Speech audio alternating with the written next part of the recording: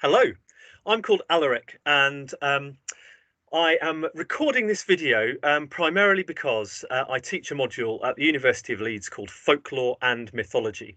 And so the kind of primary intended audience for this video are my students at Leeds University. Hello, students at Leeds University. But I like to make my work available where I can, and for that reason, I'm putting this out on YouTube.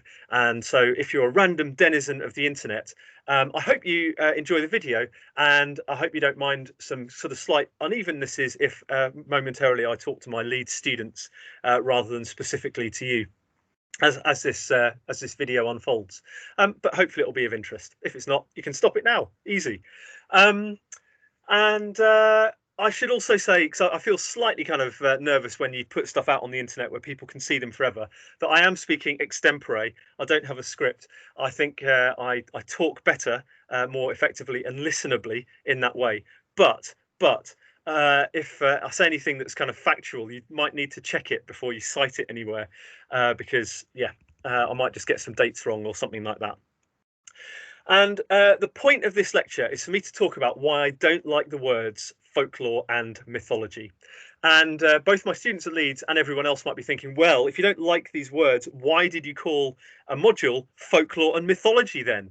And the answer to that is that I knew it would recruit students because students like what they think these words mean, I think, or something like that. And because people think they understand something by these words that are, serves to communicate a message in a very short space, a module title, while unfortunately bringing with it huge burdens and problems.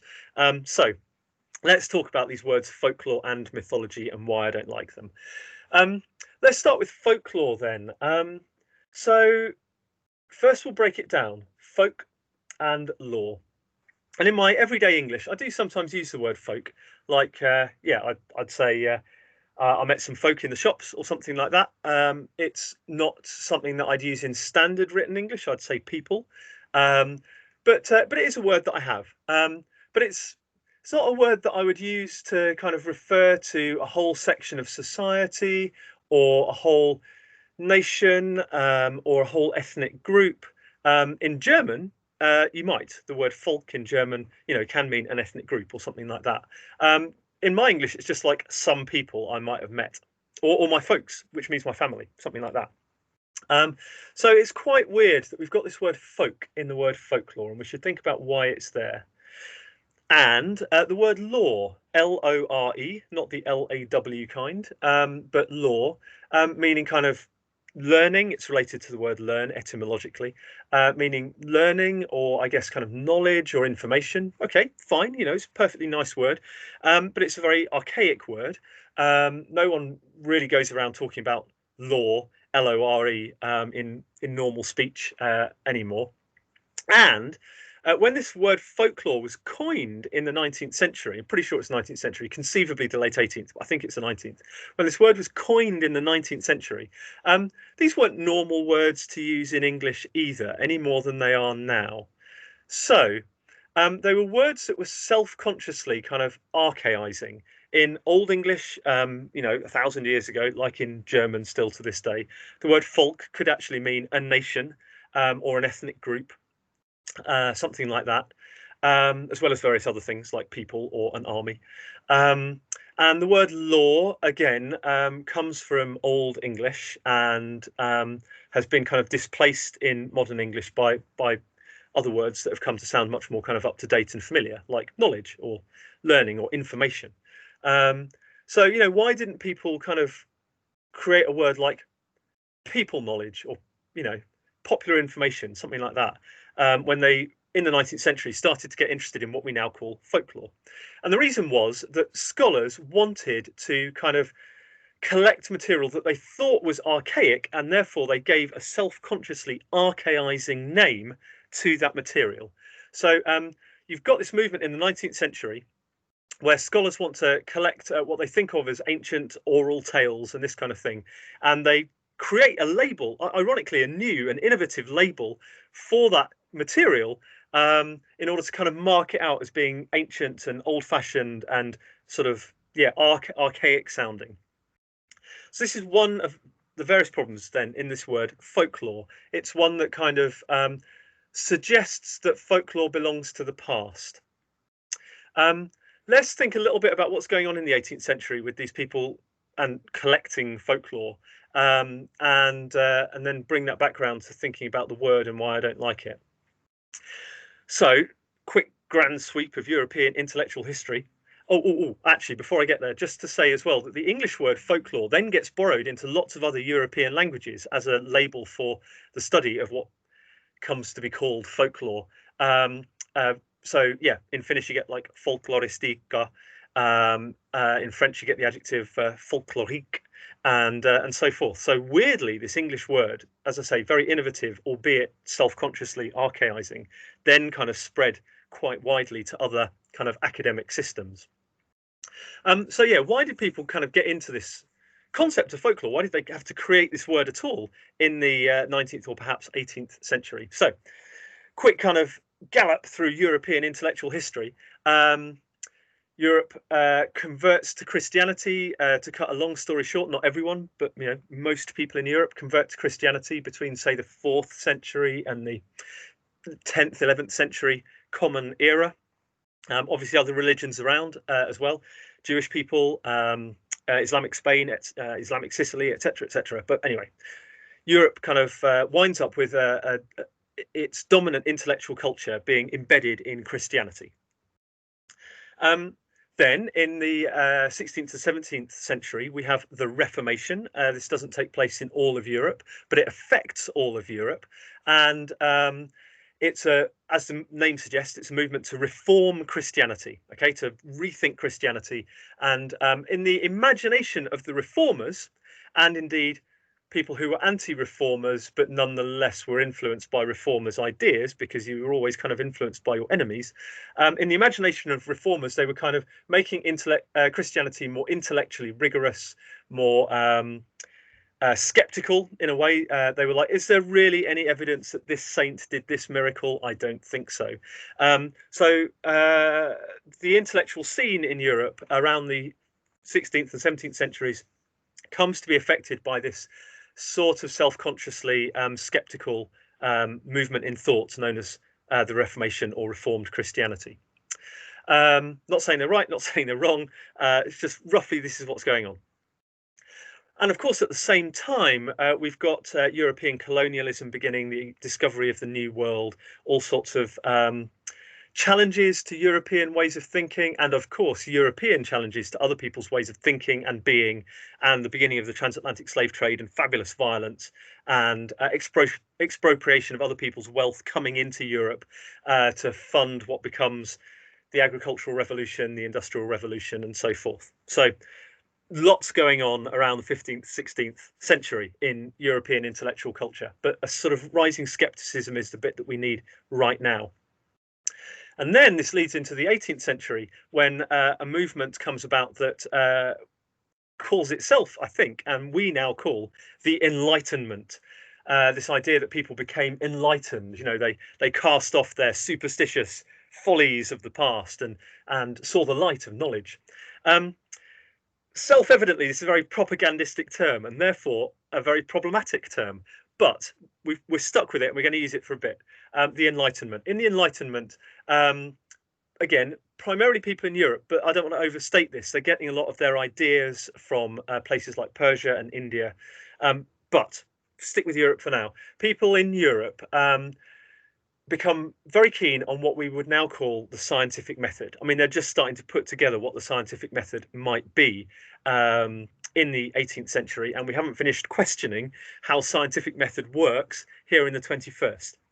But they get into the idea of doing things like experiments, which you report in scientific journals, which other people can replicate and check whether you were right, and then build on in their own findings. And so we see the emergence of what today we would popularly call science. And again, this is a kind of a hugely important, movement for all sorts of objectively true discoveries about how the world works. The discoveries of atoms and subatomic particles and gravitational waves, all the stuff that makes our mobile phones work without us thinking about, all that is in some sense partly coming out of Enlightenment thought, both European and building on thought from elsewhere. But it also sort of sets up a cultural shift where you've got a kind of intellectual culture that has kind of scientific method, and then they're looking at the rest of the culture around them and thinking, well, who are you guys if you're not enlightened? And the Enlightenment partly leads to the Industrial Revolution with massive environmental degradation, huge amounts of pollution, huge social upheavals, and human misery associated with those, as well as discoveries that have, helped prolong human life and promote human well-being in all sorts of ways. But Enlightenment leads us towards the Industrial Revolution, which is certainly a very convulsive time, both within Europe and in the far-flung empires and other places affected by European empires whose wealth is kind of feeding into the European Industrial Revolution, I think, whose wealth is feeding into, whose wealth is being expropriated into the European Industrial Revolution. So you've got the Enlightenment where people like being really rational and skeptical. At the same time, you've got people kind of going, wow, all these steam engines and things that Enlightenment thinkers are developing are really horrible and rubbish. We should get back to being pastoral and living in the countryside. And these guys are known as the Romantics. Okay, so we've got the Romantic movement that's partly a response to an opposition to the Enlightenment and industrialization. I don't want to overstate any of this, but let's go with it roughly for now. Okay, so we've got the Romantics responding to the kind of intellectual scientific culture of the Enlightenment. And finally, another piece of the jigsaw, we've got the emergence of European nation states. Really complicated topic, don't want to get too deeply into this, but around the 18th century, people start to, basically, right, you've got rulers who are trying to think, how do I make the people I rule, A, acquiesce to my rule, and B, fight in wars against other people for my benefit. So rulers and ruling classes are thinking, how can I make the people who I oppress work for me, and thereby oppress other people? And one of the ways they kind of twig they can do this is to promote nationalism. That is the idea that all the people in their state belong to the same nation. So a state is just a kind of political entity. There's no reason why all the people in a state should have much in common with each other, should speak the same language necessarily, should have the same color of skin or religion. Loads of states don't have those characteristics. But in the later 18th century, people start to be like, oh, actually, it'd be really cool if states corresponded to nations. And this leads to all sorts of violence and horror as people try to kind of force everyone in their states to speak the same language or have the same religion. But it also involves intellectuals starting to go, okay, well, how can we kind of justify the idea that our state is one nation? We better find out what the characteristics of our nation are. Okay, so here we are in the late 18th century. We've got Enlightenment science. We've got the emergence of the nation state and people wanting to create kind of ideas of shared nationhood within their states. And we've got a kind of pastoral, idyllicist, nostalgic, romantic response to Enlightenment science, saying, oh yeah, we really want to get back to the countryside and get away from all of this kind of modern technology and find out kind of what it's like to be old and rustic and traditional and so forth. And from this crucible of like amazing intellectual ferment, yet also violence and horror, comes this concept of folklore. So you've basically got, oops, sorry, kicking my computer over via kicking over the cable. Anyway, you've got this situation where you've got wealthy, highly educated, partly scientifically minded people who are nonetheless invested in ideas of nation and romanticism, starting to go, okay, well, we should talk to the illiterate peasantry of our countries and find out what culture they actually have. Kind of in the early modern period, elites didn't need to do this because although elites had access to culture that their illiterate peasants didn't, elites still also had access to the culture of the illiterate peasants. So, a Shakespeare play, for example, watched by Queen Elizabeth, the first, someone like that, has loads of just everyday folklore type stuff in it, snatches of popular ballads, day-to-day ideas that kind of were accessible to anyone in England. The country, one of the countries that Elizabeth I was ruling. So Shakespeare had access to Latin writers like Ovid and Virgil, and so did Queen Elizabeth, but they had access to the whole range of culture in England. By the Enlightenment, you've got this situation where your elite has got so divorced from the people that they're oppressing that they start to find the people they're oppressing as a source of fascination in their own right. Okay, so we've got Romanticism, the Enlightenment, national Romanticism or nation state building, leading to these scholars going, oh, wow, these peasants have a culture that we're fascinated by, that we want to acquire and harness and deploy for our political ends. And we don't know anything about it. This is kind of completely alien to us. So they're sort of having this sort of anthropological encounter within their own countries.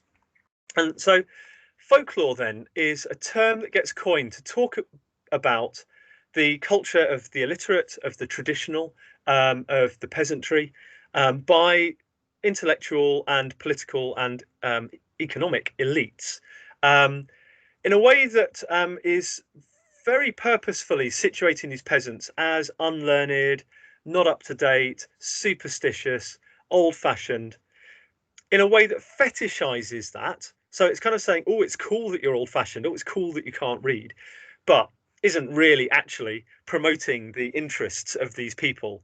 It's kind of taking their culture, repackaging it for a kind of literate middle class audience and saying, hey guys, you all belong to a nation state. Now let's go and invade Prussia.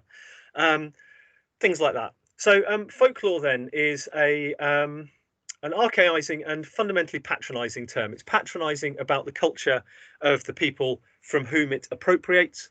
And it fails to recognize that, in fact, even great scholars and highly educated people also participate in oral storytelling, in let's say superstition. That's another very loaded term that I don't like, but let's say beliefs that are not founded on objective evidence or rational thoughts of processes of inference. Okay, we all participate in oral culture. We all think foolish thoughts in foolish ways at different times. We all come to irrational conclusions. None of us is kind of outside folklore. So yeah, it's just a patronizing term. We should just talk about oral culture, traditional culture, non-literate culture, popular culture, everyday culture. Lots of ways to do this that don't involve this patronizing term folklore. Cool. So let's have a go at talking about myth or mythology. The word myth, again, is a term that comes into English in anything like its modern sense around the 18th century. I'm pretty sure it is the 18th century. If you told me it was the 17th, I might have to believe you. Comes from a Greek word mythos, which has a wide range of meanings, but basically means story or utterance. So it could just mean any story in Greek. I mean, like I say, it's a complicated word with lots of connotations, but basically story. And so this word myth gets adopted into English, and over a fairly short period of time comes specifically to mean stories of ancient heroes, or more particularly gods and the supernatural. And mythology, that logos word in Greek, meaning, amongst other things, logic and reasoning, but loads of other stuff besides. Anyway, this Greek word logos gives us this suffix logi, the business of thinking about or reasoning about a subject. So mythology could be the academic discipline of studying myths, though it also winds up to mean like a body of myths, like the mythology of medieval Scandinavia, whatever. So really kind of complicated term, but crucially, again, one that's associated in this case with the 18th century and with the Enlightenment and the intellectual ferment that's associated with. So basically, it's a word that gets used to specifically label stories about gods. And very tellingly, it doesn't get used hardly at all about the Christian God or his other kind of, however I should say, iterations in the other Abrahamic religions, Judaism and Islam. Um, Christian scholars in the Enlightenment, a few of them are atheists, but most of them are very deeply embedded into Christian culture. And they're like, okay, well, we're rational, we're scientific, we're skeptical, but we are Christian. There is a God. He's not a myth. He's real. He's not just a story. So if we're studying him, we call it theology, from Greek theos, God. Um, if we're studying other people's gods, we call it myths, mythology. It's not hard to see the ideologies embedded in this terminology and how problematic they are. Because objectively, right, there's no reason why the Abrahamic God is more kind of real or valid than I don't know, Vishnu in Hindu thought, or any of many other gods that we could identify around the world. So there's a double standard built into this idea of mythology as a Eurocentrism and a kind of Christian centrism or Abrahamo-centrism built into this term. And again, therefore, it's fundamentally patronizing. If I'm labeling one set of stories about God's myths and another set of stories about God's theology or even reality, there's something not very objective and scientific going on here. This calls our attention as well to the fact that both folklore and mythology as terms are often used in colloquial and everyday kind of English from maybe as early as the 18th century onwards to mean stuff that isn't true. Okay, so in my everyday English, I might hear a story that COVID is topic of the day here in early 2021. COVID is caused by 5G mobile phone signals, and I'll be like, dude, that is just a myth. Okay, by which I mean it's not true. Or I might hear students saying that the corridor in the EC Stoner building at the University of Leeds is the longest corridor in the world. And I'll say, dude, that's just folklore. It's not true. I'm almost 100% certain it's not true. Crucially, this claim is made of many corridors in higher education institutions around the country, which indicates to me that they can't all be the longest corridor in the world. So I might use the word folklore, like myth, to mean something that's not true. This range of meanings that these words have often confuses students and indeed people generally. It's very important, if you want to use these terms, to think through very carefully what layers of their meanings you actually want to draw on without accidentally importing the full package of often very inconsistent and sometimes mutually incompatible meanings. Okay, so very problematic words because they get used in lots of different ways. But I think people tend to latch on to the idea that folklore and myth are things that aren't objectively real or that aren't true or that we view as not true, even if other people did, and we might view as superstitions, backward, old-fashioned, half-baked ideas that aren't really rational, that are left over from a past culture. So if, for example, I ask my students, and I might ask you guys if you are my students soon enough, what aspects of culture in the present they would like to study on a folklore and mythology module, people will often say ghost stories. Why do they say ghost stories? Because they know these stories circulate in our culture, but they also know that objectively there's no basis for the idea that ghosts exist. So they're like, okay, well, from most epistemological points of view, epistemology is the study of how we know stuff. So from an epistemological point of view, in a university in 21st century Britain, ghosts aren't real, and therefore they must be folklore because we associate folklore with stuff that's not true or not real. And likewise, we might say the same about myths, right? Okay, when does a story become a myth? Well, if it's about someone who's real and actually historical, it's not myth, maybe it's a legend. But if the person is someone who we don't really think existed, okay, maybe that makes them a myth. If they're like a hero with supernatural powers that we're confident no one could actually have, we'll be like, okay, pretty definitely a myth. And if they're a divine being who is not sanctioned by the Abrahamic religions, we're like, totally a myth. So so there's this weird intersection between, yeah, belief, or what we might call epistemological status, and how we use labels folklore and mythology. And it's a really problematic intersection. Okay, so if I'm hanging out in the pub, oh no, I've now got to think of a good example of this. Right, okay, I think I've got one. I'm hanging out in the pub with some friends, right? Again, I'm doing this lecture in the midst of the COVID pandemic, so I never go to the pub. But if I did, right, if I went to the pub, someone might say, "Did you know that there was a protester outside the Capitol building in Washington, rioting about Donald Trump losing the U.S. presidential election in 2020?" And this person might say, "Did you know that this person was carrying a 'Don't tread on me' sign, and yet they got trampled by the crowd and died?" Okay, so I might be in the pub and I might hear that story and I'll be like, "Wow, freaky story. I'm going to tell my friends that." And I might be in the pub and someone might tell me another story about the rioters at the Capitol building. Oh no, I've got to remember it now because this is a real one that I saw on Facebook not long ago. Ah, it's not quite there. Will it come back to me? Ah, it's gone, as stories do. Okay, but I heard another story, right, about someone who was at the Capitol building and got killed. Oh, it was the testicle heart attack story. Yes, sorry. Okay, there's a guy who's trying to steal the painting from the Capitol building because he's rioting because of Donald Trump, etc. And he's got a taser in his pocket. And while he's manhandling this painting that he's trying to steal, the taser goes off, tasering his testicles, giving him a shock so violent that he has a heart attack and dies. All right.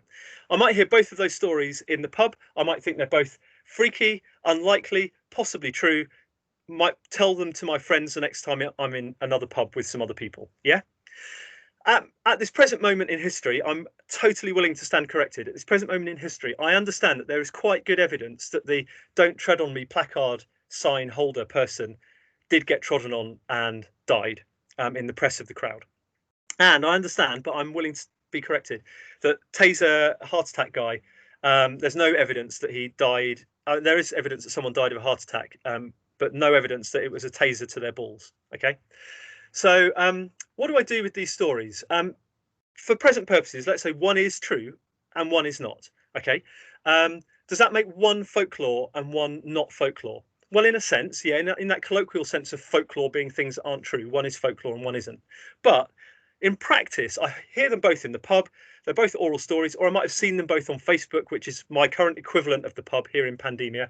Um, and I've got no way of judging the epistemological status of either, apart from how I trust the person who tells me, how plausible I think the story is, just on the basis of my general experience of the world, and kind of crucially, but irrationally, how cool I think the story is, and whether it fits with my worldview, my potentially patronising views about people who support Donald Trump, my political investments, and so forth. Yeah. So both of these stories are coming to me as sort of non-scientific culture, popular culture, oral culture, traditional culture. The word tradition etymologically means something that's handed over from one person to another. It's related to the word trade. Okay, so yeah, something that's been handed over to me by someone else. The epistemological status of these stories, even if actually their objective basis is different, in my mind, in the pub, is the same. So we all participate in what you could call folklore and mythology, but if you did, it's kind of problematic terms. Rather, we all participate in storytelling culture. I'd much rather talk about stories about gods, stories about people, rather than myths and legends. There's no neat distinction between these. It's just not well founded. The term mythology is very Eurocentric. It's patronizing. The term folklore, likewise, is kind of classist and patronizing. And so I'm using these terms in the title of this module because you have to, just to get across an idea in a short space, but we're going to have to spend the rest of this module complicating these ideas. And sometimes we'll be reduced to using them. Certainly when we're quoting other scholars who use these terms, we have to use these terms.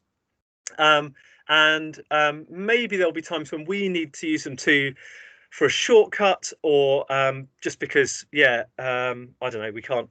I've seen a weird bit of hair. It's been there the whole lecture. Never mind. Use them because we haven't got better options.